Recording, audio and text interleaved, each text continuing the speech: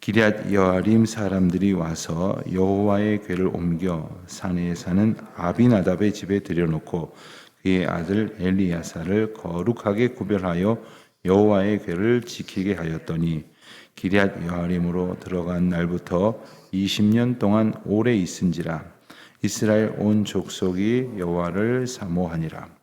사무엘이 이스라엘 온 족속에게 말하여 이르되 만일 너희가 전심으로 여호와께 돌아오려거든 이방 신들과 아스타롯을 너희 중에서 제거하고 너희 마음을 여호와께로 향하여 그만을 섬기라. 그리하면 너희를 블레셋 사람의 손에서 건져내시리라. 이에 이스라엘 자손이 바알들과 아스타롯을 제거하고 여호와만 섬기니라. 사무엘이 이르되 온 이스라엘은 미스바로 모이라. 내가 너희를 위하여 여호와께 기도하리라 하매 그들이 미스바에 모여 물을 길어 여호와 앞에 붓고 그날 종일 금식하고 거기에서 이르되 우리가 여호와께 범죄하였나이다 하니라. 사무엘이 미스바에서 이스라엘 자손을 다스리니라. 이스라엘 자손이 미스바에 모였다 함을 블레셋 사람들이 듣고 그들의 방백들이 이스라엘을 치러 올라온지라. 이스라엘 자손들이 듣고 블레셋 사람들을 두려워하여 이스라엘 자손이 사무엘에게 이르되 당신은 우리를 위하여 우리 하나님께 쉬지 말고 부르짖어 우리를 블레셋 사람의 손에서 구원하시게 하소서 하니 사무엘이 전 먹는 어린 양 하나를 가져다가 온전한 번제를 여호와께 드리고 이스라엘을 위하여 여호와께 부르짖음에 여호와께서 응답하셨더라. 사무엘이 번제를 드릴 때에 블레셋 사람이 이스라엘과 싸우려고 가까이 오매 그날에 여호와께서 블레셋 사람에게 큰 우레를 발하여 그들을 어지럽게 하시니 그들이 이스라엘 앞에 패한지라. 이스라엘 사람들이 미스바 앞에 나가서 블레셋 사람들을 추격하여 벳갈 아래에 이르기까지 쳤더라. 아멘. 오늘 말씀 또한 이제 어제 본 사건에 이어지고 있습니다. 어제 우리는 6장에서 이제 여호와의 궤가 블레셋 지경에 7달 정도 머물다가 더 이상 그들이 감당할 수 없고 그 여호와의 궤로 인하여 자신들에게 거듭 닥쳐온 그러한 재앙들을 두려워한 나머지 이제 여호와의 궤를 이스라엘 지경으로 돌려보내는 그러한 장면을 보았습니다. 가만히 보면 이스라엘 백성들이 이렇다 하게 여호와의 궤를 다시 얻기 위하여 한 일이 없습니다. 그들이 하나님 앞에 수고하고 애쓴 그러한 노력들이 보이지를 않습니다. 그러나 하나님께서는 하나님의 백성들의 그러한 연약함과 믿음 없음과 게으름에도 불구하고 전적인 은혜를 베푸시고 또한 하나님의 방법으로 여호와의 궤가 이스라엘 지경에 들어오도록 하셨습니다. 그것은 끝까지 의심하고 이것은 살아계신 하나님의 통치의 방법이라기보다는 우연으로 된 일이라고 주장하고 싶어 하던 블레셋 사람들의 생각을 무너뜨리시고 또한 거기에 대한 간절한 기대를 가지고 있지 못했던 이스라엘 백성들의 생각을 파하시고 주님이 온전히 그 일을 이루어 내셨습니다. 그렇지만 그 여호와의 궤가 벳세메스로 들어오는 과정에서 그 법궤 안을 들여다보느라고, 이 법궤는 이렇게 개방된 박스 형태가 아닙니다. 이게 덮여져 있는 형태로 되어져 있습니다. 그러니 그것을 열고 그 안을 들여다보려고 하는 시도를 하는 이스라엘 백성들 70명 혹은 5만 70명으로 병기된 그러한 많은 사람들이 목숨을 잃는 그러한 참혹한 사건도 있었습니다. 그리 있었을 때에 벳세메스 사람들은 기럇 여아림에 있는 그러한 아비나답의 집에 여호와의 궤를 옮겨 놓고자 합니다. 기럇 여아림 사람들 그리고 아비나답의 집 그리고 그의 아들 엘리야살에 대해서 설명이 그렇게 자세하게 나와 있지는 않습니다. 어찌된 이유로 그렇게 옮겨 두었을까 여러 가지 추정을 할 수 있겠습니다만은 분명한 것은 오늘 1절 말씀에 보는 대로 거룩하게 구별하여 여호와의 궤를 지키게 하였더니 했습니다. 아비다답이라고 하는 집 안에 엘리아살이라고 하는 아들이 있었습니다. 그를 거룩하게 구별하여 그를 세상에 여러 가지 그 때묻고 그리고 뒤섞여서 혼란스러운 그러한 영적 혹은 실체적 삶의 자리로부터 구별하여 여호와의 궤를 지키게 하였다 했습니다. 여기서 지키게 하였다 하는 것은 아무도 더 이상 빼앗아가지 못하게 이렇게 막아섰다는 뜻이 아니라 여호와의 궤가 여호와의 궤로서 온전히 있도록 그것을 섬겼다 하는 뜻입니다. 여호와의 궤는 하나님의 임재를 나타내시기 위해서 하나님께서 이스라엘 백성들을 죽을 죄에서 구원하셨다고 하는 것을 일깨워 주시기 위해서 주신 특별한 성물입니다. 여호와의 궤는 이 성막 안 성소 안에 들어가 있는 지성소에 두고 그곳에서 하나님께서 하나님의 임재를 이스라엘 백성들에게 공포하셨습니다. 그러한 그 의미에 맞게 여호와의 궤를 섬겼다, 거룩하게 구별하여 섬겼다라는 말입니다. 그 기간이 얼마냐? 2절에 보니까 20년 동안이었다. 20년 동안 있었다 하는 겁니다. 그런데 그 말씀 뒤이어서 나오는 말씀은 이스라엘 온 족속이 여호와를 사모하니라 했습니다. 20년 동안 기럇 여아림에 아비다답의 집에 엘리아살의 그 섬김 가운데에 두었던 그 여호와의 궤와 이스라엘 백성들이 이 여호와를 사모하게 되었다 하는 것과 어떤 관계가 있을까요?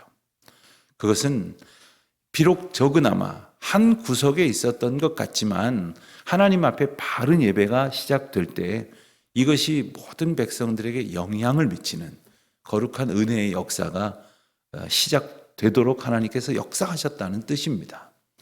오늘날 우리는 너무 이제 큰 걱정거리를 많이 가지고 있습니다. 목사님들 이야기를 하자면 누구를 흉보자고 하는 얘기가 아니라 제가 느끼는 바입니다. 목사님들이 모이면 한국교회 걱정 이런 이야기 많이 하십니다. 또 어떤 교회 목사님들은 자기 교회 예배 강단에서 한국교회 이야기를 너무 많이 하십니다. 근데 사실 자기 교회 잘 하면 됩니다. 자기 교회 잘 섬기고 자기 교회 말씀 잘 가르치면 됩니다. 그리고 자기 교회 예배 공동체가 살아나고 그리고 사명 잘 감당하면 됩니다.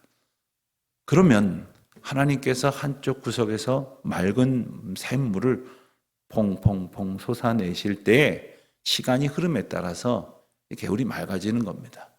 나의 삶으로부터 우리 가정으로부터 우리가 감당해야 될 것으로부터 하나님의 은혜의 역사를 소원하고 그리고 맡겨주신 대로 감당해 가기 시작을 하면 비록 시간이 많이 걸릴지 모르지만 비록 더디 이루어지는 것 같지만 하나님께서는 하나님의 일을 하나님의 때에 하나님의 방법으로 이루어 가신다는 사실을 잊지 말아야 합니다. 오늘 본문에 기록된 여호와를 사모한다 하는 이야기는 여호와께로 방향을 돌이켰다는 의미가 담겨져 있습니다. 더 정확하게 말하면 여호와께로 시선을 이제 돌렸다라는 의미가 담겨져 있습니다. 그전까지는 시선이 마음이 생각이 다른 데 가 있었습니다. 다른 데 가서 다른 것을 보고 그 다른 것에 창념하고 다른 것을 주목하고 있었다가 그 마음의 소원과 생각과 뜻을 여호와께로 돌이키기 시작하였다 하는 겁니다. 아마도 이제 백성들 사이에서 소문이 났을 것입니다. 옛날에 블레셋에게 빼앗겼던 그 법궤 어디 갔지? 어디 있다던데? 그러다가 이제 알려지게 됐겠죠. 그리고 한켠에서 그 여호와의 궤 앞에서 하나님의 임재를 사모하고 하나님의 도우심을 추억하고 기도하며 또 소원하는 그러한 예배가 바르게 드려지고 있다고 하는 사실이 이제 이스라엘에 영향을 미치기 시작했던 겁니다. 그 무렵 3절입니다. 사무엘이 이스라엘 온 족속에게 선포합니다. 만일 너희가 전심으로 여호와께 돌아오려거든 이방 신들과 아스타롯을 너희 중에서 제거하라.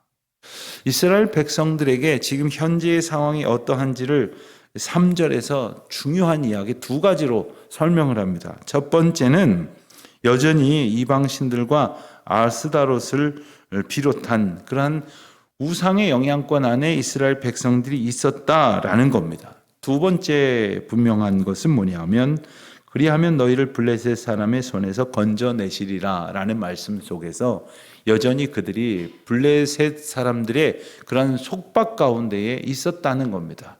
전면적인 그러한 지배를 받고 있었던 것은 아니었으리라 봅니다만은 이스라엘 백성들이 간헐적으로 그리고 계속적으로 이 블레셋의 공격 그리고 블레셋의 위협으로부터 온전히 자유롭지 못한 상태였다고 하는 것을 알 수가 있습니다.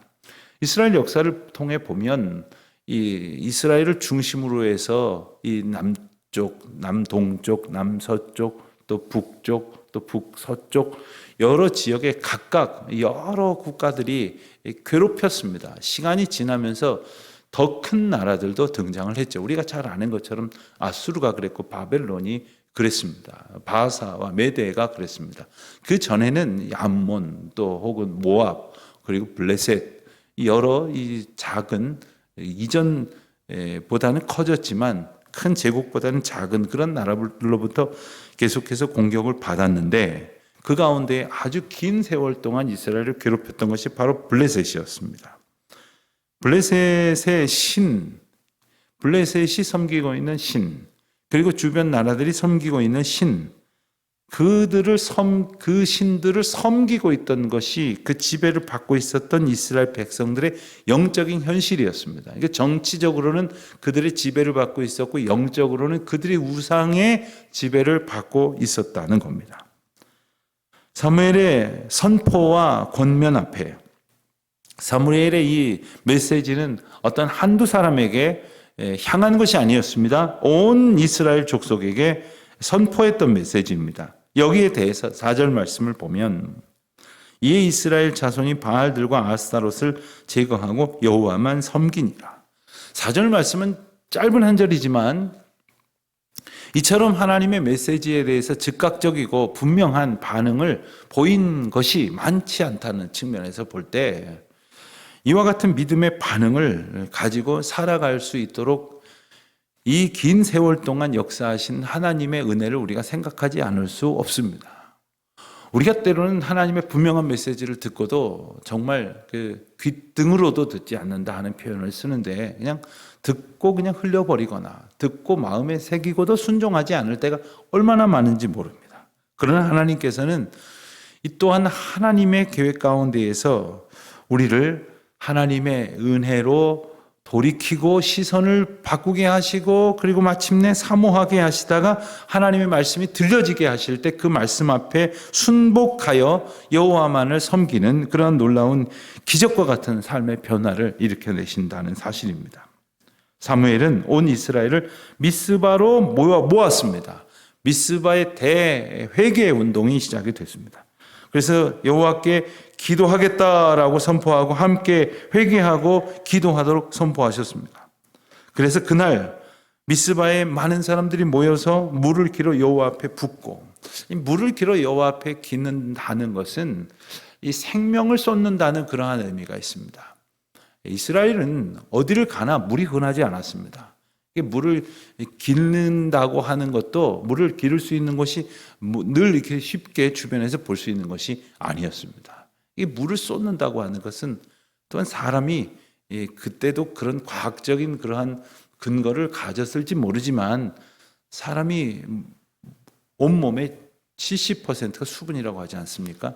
물을 길어서 쏟는다고 하는 것은 하나님 앞에 내 생명을 다하여 하나님 앞에 고백한다는 그런 의미가 또한 담겨져 있습니다. 그렇게 회개하게 하셨습니다. 그런데 7절 이하의 말씀을 보면 미스바에 이스라엘 백성들이 기도하기 위해 모였을 때 블레셋 사람들이 그 곁에서 그 소식을 듣고서는 그들이 모여서 전쟁을 블레셋에 맞서서 싸울 일을 획책한다 이렇게 이제 생각을 했던 겁니다.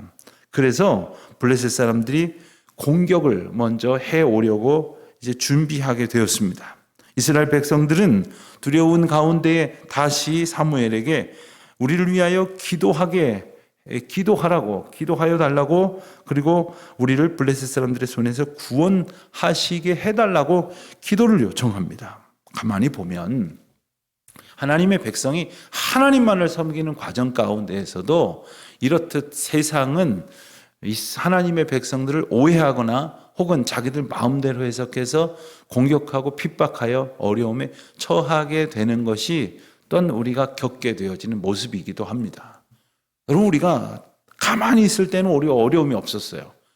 이스라엘 백성들이 아무것도 안 하고 그냥 고분고분 블레셋의 괴롭힘에 그냥 순응하고 살았더라면 이런 일이 없었을지 모릅니다. 그러나 하나님 앞에서 바르게 살고자 할 때 얼마든지 언제든지 이러한 행동으로, 군사적인 행동으로 오해를 받아서 블레셋이 공격을 해 오려고 했었던 것과 같은 일들이 일어난다는 거예요. 문제는 지금 이 상황 속에서 이스라엘은 블레셋을 막아낼 힘이 여전히 없었다는 겁니다.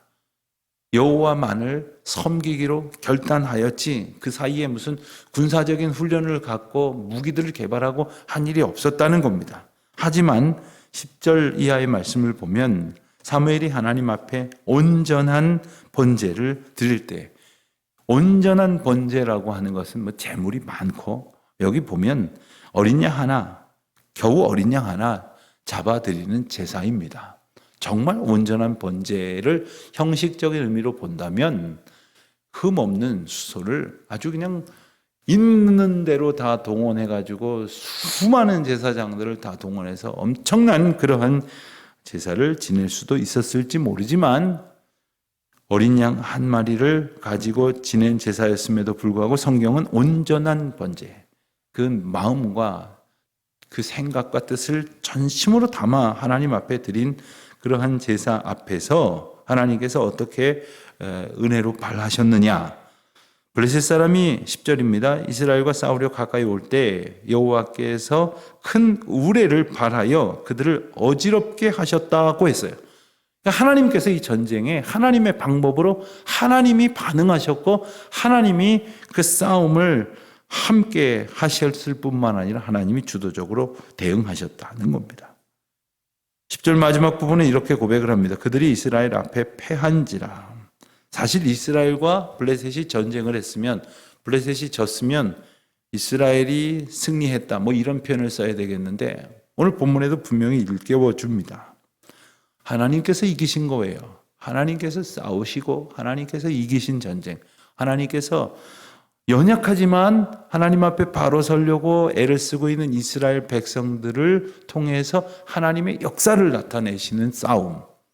여러분, 우리는 우리의 모든 삶의 자리에서 우리가 이기려고, 우리가 남들보다 높아지려고, 우리가 원하는 것을 획득하여 만족하려는 것이 있는데 하나님께서 우리와 함께 하심으로 하나님이 승리하고 하나님의 영광이 우리를 향해 선포되고 또한 우리를 통해 세상에 나타나는 그러한 하나님의 승리를 하나님께서는 이처럼 하나님의 방법으로 열어 가신다는 겁니다.